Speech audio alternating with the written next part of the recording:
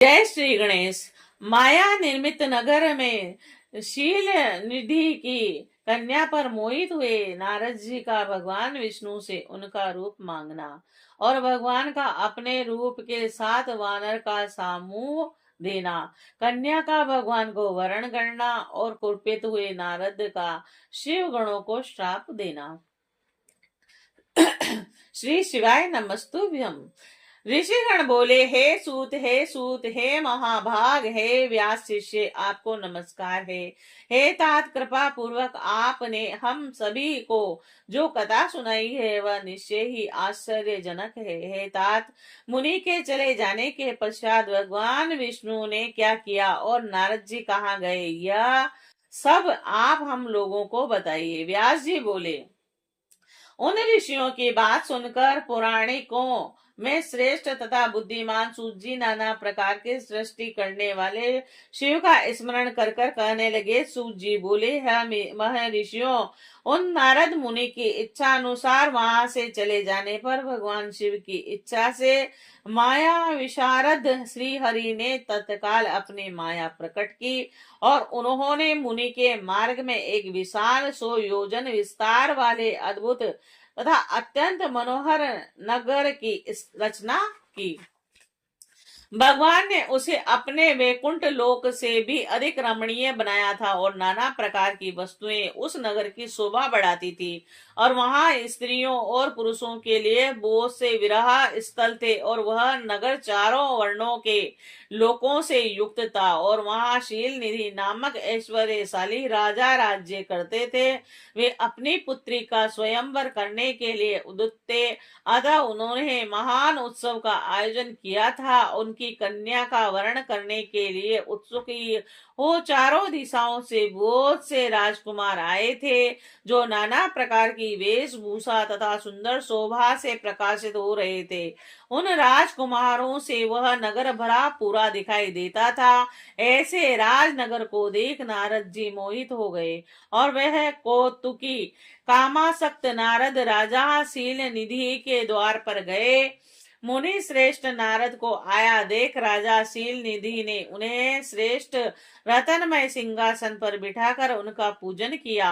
तत्पश्चात राजा ने श्रीमती नामक अपनी सुंदरी को कन्या को बुलाकर उससे नारद जी के चरणों में प्रणाम करवाया और उस कन्या को देखकर नारद मुनि चकित हो गए और बोले, हे राजन, यह देव कन्या के समान सुंदर तथा महाभाग्यशालिनी कन्या कौन है। और उनकी यह बात सुनकर राजा ने हाथ जोड़कर कहा, हे मुने, यह मेरी पुत्री है और इसका नाम श्रीमती है और अब इसके विवाह का समय आ गया है और यह अपने लिए सुंदर वर चुनने के निर्मित स्वयंवर में जाने वाली है और इसमें सब प्रकार के शुभ लक्षण लक्षित होते हैं। और हे महर्षि, आप जन्मस्थ जातक ग्रहों के अनुसार इसका संपूर्ण भाग्य बताइए और यह मेरी पुत्री कैसा वर प्राप्त करेगी, यह भी कहें।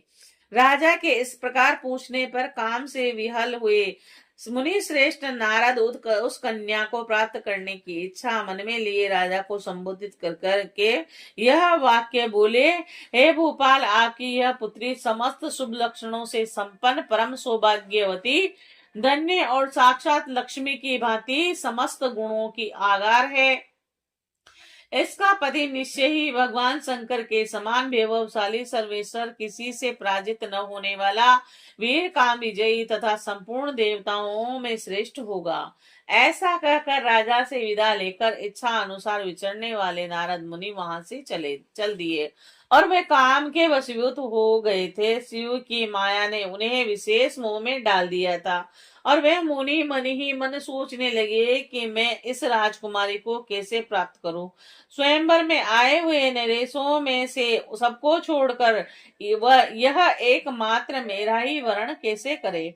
समस्त नारियों को सौंदर्य सर्वथा प्रिय होता है। सौंदर्य को देखकर ही वह प्रसन्नता पूर्वक मेरे अधीन हो सकती है, इसमें संशय नहीं है। ऐसा विचार कर काम से विहल हुए मुनिवर नारद भगवान विष्णु का रूप ग्रहण करने के लिए तत्काल उनके लोक में जा पहुंचे और भगवान विष्णु को प्रणाम करके वे यह वचन बोले, हे भगवान, मैं एकांत में आपसे अपना सारा वृतांत कहूंगा।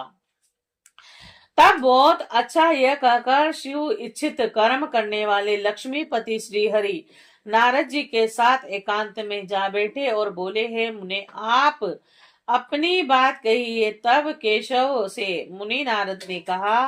नारद जी बोले, हे भगवान, आपके भक्त जो राजा शील निधि है वह सदा धर्म पालन में तत्पर रहते हैं। उनकी एक विशाल लोचना कन्या है जो बहुत ही सुंदरी है। उसका नाम श्रीमती है। वह जग मोहिनी के रूप में विख्यात है और तीनों लोकों में सबसे अधिक सुंदरी है। हे विष्णु, आज मैं शीघ्र ही उस कन्या से विवाह करना चाहता हूँ। राजा शील निधि ने अपनी पुत्री की इच्छा से स्वयंवर रचाया और इसीलिए चारों दिशाओं से वहां हजारों राजकुमार आए और यदि अपना रूप मुझे दे दें तो मैं उसे निश्चय ही प्राप्त कर लूंगा और आपके रूप के बिना वह मेरे कंठ में विजय माला नहीं डालेगी। हे नाथ, मैं आपका प्रिय सेवक हूँ, अतः आप मुझे अपना स्वरूप दे दीजिए और जिससे वह राजकुमारी श्रीमती निश्चय ही मुझे वर्ण कर ले। सूजी बोले, है मैं ऋषियों नारद मुनि की ऐसी बात सुनकर भगवान मधुसूदन हंस पड़े और शंकर के प्रभाव का अनुभव करके उन दयालु प्रभुओं ने उन्हें इस प्रकार उत्तर दिया। विष्णु भगवान बोले कि हे मुने, आप अपने अभिष्ट स्थान को जाइए, मैं उसी तरह आपका हित साधक करूंगा जैसे श्रेष्ठ वेद अत्यंत पीड़ित रोगी का हित करता है, क्योंकि आप मुझे विशेष प्रिय हैं। ऐसा कहकर भगवान विष्णु ने नारद मुनि को मुख तो वानर का दे दिया और विशेष अंगों में अपने जैसा स्वरूप देकर वे वहां से अंतर्ध्यान हो गए। भगवान की पूर्वोक्त बात सुनकर और उनका मनोहर रूप प्राप्त हो गया समझकर नारद मुनि को बड़ा हर्ष हुआ। वे अपने को कृत्य मानने लगे, किंतु भगवान के प्रयत्न को वे समझ न सके। तदंतर मुनि श्रेष्ठ नारद शीघ्र ही उस स्थान पर जा पहुंचे जहां राजा शील निधि ने राजकुमारों से भरी हुई स्वयंवर सभा का आयोजन किया था। हे प्रियवरों, राजपुत्रों से घिरी हुई वह दिव्य स्वयंवर सभा दूसरी इंद्र सभा के समान अत्यंत शोभा पा रही थी। नारद जी उस राजसभा में जा बैठे और वहां बैठकर प्रसन्न मन से बार बार यही सोचने लगे कि मैं भगवान विष्णु के समान रूप धारण किए हूँ, अतः वह राजकुमारी अवश्य ही मेरा वर्ण करेगी, दूसरे का नहीं। मुनि श्रेष्ठ नारद को यह ज्ञात नहीं था कि मेरा मोक रूप है। और हे विप्रभो, वह सभा में बैठे हुए सभी मनुष्यों मुनि को उनके पूर्व रूप में ही देखा और राजकुमार आदि कोई भी उनके रूप परिवर्तन के रहस्य को जान न सके। और वहां नारद जी की रक्षा के लिए भगवान रुद्र के दो गण आए थे, जो ब्राह्मण का रूप धारण करके गुण भाव से वहां बैठे थे। वे ही नारद जी के रूप परिवर्तन के उत्तम भेद को जानते थे और मुनि को काम वेश से मूढ़ हुआ जानकर वे दोनों गण उनके निकट गए और आपस में बातचीत करते हुए उनकी हंसी उड़ाने लगे। देखो, नारद जी का रूप तो निश्चय ही भगवान विष्णु के समान श्रेष्ठ है, किंतु वो मुख वानर के समान विकट और महाभयंकर काम मोहित यह व्यर्थ में ही राजपुत्री को प्राप्त करने की इच्छा कर रहे हैं। और इस प्रकार की कपट पूर्वक बातें कहकर वे नारद जी का उपहास करने लगे। मुनि तो काम से विहल थे ही, अतः उन्होंने उनकी यथार्थ बात भी अनसुनी कर दी और वह मोहित हो उस श्रीमती को प्राप्त करने की इच्छा से उनके आवागमन की प्रतीक्षा करने लगे।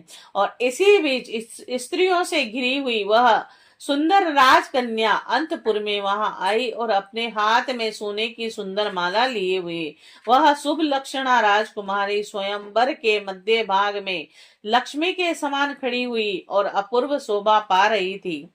उत्तम व्रत का पालन करने वाली वह भूप कन्या हाथ में माला लेकर अपने मन के अनुरूप वर का अन्वेषण करती हुई सारी सभा में भ्रमण करने लगी, और नारद मुनि का भगवान विष्णु के समान शरीर और वानर जैसा मुख देखकर वह कुपित हो गई, और वह उनकी ओर से दृष्टि हटाकर प्रसन्न मन से दूसरी ओर चली गई। स्वयंवर सभा में अपने मनवांछित वर को न देखकर वह दुखी हो गई। राजकुमारी उस सभा के भीतर चुपचाप खड़ी रह गई, और उसने किसी के गले में जयमाला नहीं डाली। इतने में राजा के समान वेशभूषा धारण किए हुए भगवान विष्णु वहां आ पहुंचे, और किन्हीं दूसरे लोगों ने उनको वहां नहीं देखा, केवल उस कन्या ने ही देखा।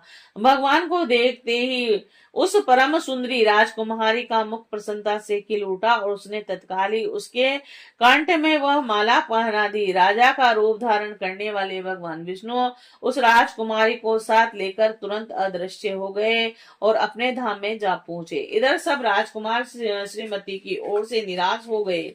नारद मुनि तो काम वेदना से आतुर हो रहे थे, इसीलिए वह अत्यंत विहल हो उठे। तब वह दोनों विप्र रूपधारी ज्ञान विशारद रुद्रगण काम विहल नारद जी से कहने लगे। गण बोले, हे नारद, हे मुने, आप व्यर्थ ही काम से मोहित हो रहे हैं, सौंदर्य के बल से राजकुमारी को पाना चाहते हैं। वानर के समान अपना घृणित मुंह तो देख लीजिए। सूत जी बोले, हे महर्षियों, उन रुद्र गणों का यह वचन सुनकर नारद जी को बड़ा विस्मय हुआ, और वह शिव की माया से मोहित थे। उन्होंने दर्पण में अपना मुंह देखा। वानर के समान अपना मुंह देखकर वे तुरंत ही कुपित हो उठे, और माया से मोहित होने के कारण उन दोनों गणों शिव गणों को वहां यह श्राप दिया कि तुम दोनों ने मुझ ब्राह्मण का उपवास किया है, अतः तुम दोनों ब्राह्मण के वीर्य से उत्पन्न राक्षस हो जाओ, और ब्राह्मण की संतान होने पर भी तुम्हारे आकार राक्षस के समान ही होंगे। और इस प्रकार अपने लिए श्राप सुनकर ज्ञानियों में श्रेष्ठ वे दोनों शिवगण मुनि को मोहित जानकर कुछ नहीं बोले। हे ब्राह्मणों, वे सदा सब घटनाओं से भगवान शिव की इच्छा मानते थे, अतः उदासीन भाव से अपने स्थान को चले गए और भगवान शिव की स्तुति करने लगे। श्री शिवाय नमस्तुभ्यम।